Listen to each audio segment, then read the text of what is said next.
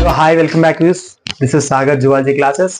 Today we are going to discuss about the phylum is Nidaria. So, Nidaria is also called Coelenterata. So Nidaria ni manamu Coelenterata అని కూడా పిలవచ్చు. ఓకేనా? So they are aquatic.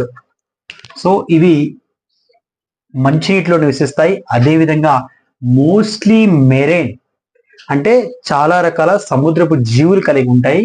So they are sessile or freely swimming. అంటే sessile అంటే ఇక్కడ ఫ్రీగా swim చేసేటువంటి organisms అన్నమాట. So they shows the radial symmetry, very very important. So the Cnidaria shows the radial symmetry. So ఇవి radial సిమెట్రీని ప్రదర్శిస్తాయి. అదేవిధంగా the name is Cnidaria.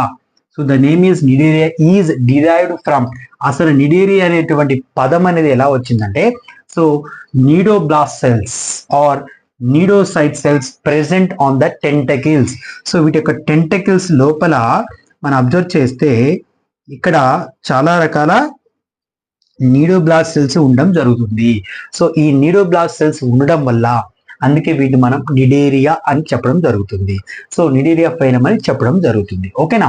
So cnidoblast cells యొక్క ఫంక్షన్ ఏంటంటే, so the cnidoblast cells are for the anchoring. గుర్తుపెట్టుకోండి, ఇవి food ని capture చేయడానికి, యాంకరింగ్ చేయడానికి, అదేవిధంగా డిఫెన్స్, సో శత్రు బారి నుంచి తప్పించుకోవడానికి డిఫెన్స్ మెకానిజం పనిచేస్తుంది. అదేవిధంగా క్యాప్చర్ ఆఫ్ ప్రేస్ అంటే ఎస్కేపింగ్ ప్రెడేటర్స్ నుంచి కూడా ప్రేస్ ని పట్టుకోవడానికి కూడా ఇవి యూజ్ చేస్తాయి అనమాట, నీడోబ్లాస్ట్ సెల్స్. సో నీడోబ్లాస్ట్ సెల్స్ ఇంకో పేరు ఉంది, వీటిని మనం స్టింగింగ్ సెల్స్ అంటాం. సో పుట్టు కణాలు కూడా చెప్పవచ్చు వీటిని. ఓకేనా? And cnidarians exhibits the tissue level of organization. So they shows the very very important tissue level of organization. Is it clear? So ఇవి టిష్యూ లెవెల్ ఆఫ్ ఆర్గనైజేషన్ ని కలిగి ఉంటాయి. అదేవిధంగా they are diploblastic animals. So the germinal has consist two germinal layers అన్నమాట. One is ectoderm and another is endoderm. So the two germinal is made up of the body diploblastic organisms, the example of Nidaria. And coming to, they have central, so they have the central gastrovascular cavity. So ఇక్కడ మనం జఠర ప్రసర కుహరం అంటాము. So ఫోరిఫేరాలో ఏముందంటే మనకు water transport system ఉంది, కానీ ఇక్కడ ఏంటంటే గ్యాస్ట్రోవాస్క్యులర్ సిస్టమ్ ఉంది. అంటే ఫస్ట్ గా డైజెస్టివ్ సిస్టమ్ స్టార్ట్ అవుతుందన్న ఫైలం కూడా మనం దీని ఎగ్జాంపుల్ కింద చెప్పవచ్చు అన్నమాట. అంటే గ్యాస్ట్రో అంటే ఇక్కడ నథింగ్ బట్ స్టమక్ అనమాట. సో స్టమక్ అంటే గ్యాస్ట్రో ఒక వాస్క్యులర్ గా అంటే బ్లడ్ వెజల్స్ లాగా ఫామ్ అవుతున్నట్టుగా ఇక్కడ మనం గుర్తించవచ్చు. That is gastrovascular cavity. So and coming to they are opening the single opening mouth. దీన్నే మనం హైపర్స్టోమియా అని చెప్పొచ్చు, మౌత్ అనమాట, గుర్తుపెట్టుకోండి. And coming to digestion is the extra or intracellular digestion.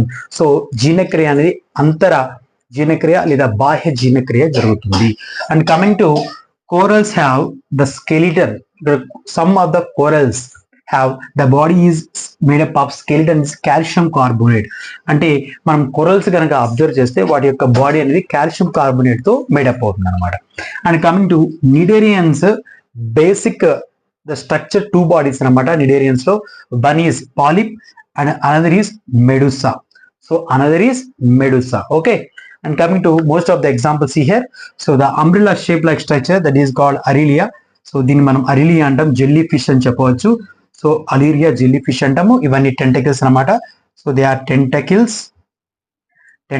And coming to Obelia, sea fur అంటాం, Physalia Portuguese man of war, and Adamsia sea anemone అంటాం common గా.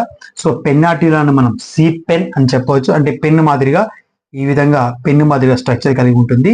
And coming to sea fan, Gorgonia. So fan లాగా మనం విసనకర్ర లాగా ఉన్నట్టుగా గర్గోనియా లాంటి structure కలిగి ఉంటుంది సీ ఫ్యాన్, దాన్ని గర్గోనియా అంటాం. సో దీన్ని మనం ఇక్కడ అబ్జర్వ్ చేయొచ్చు, అడెమ్సియా సీ యానిమోన్ యొక్క స్ట్రక్చర్ అన్నమాట. ఓకేనా? కాబట్టి నిడేరియాలో మెయిన్ జనరల్ క్యారెక్టర్స్ ఏంటంటే, first they are sessile animals and the radial symmetry.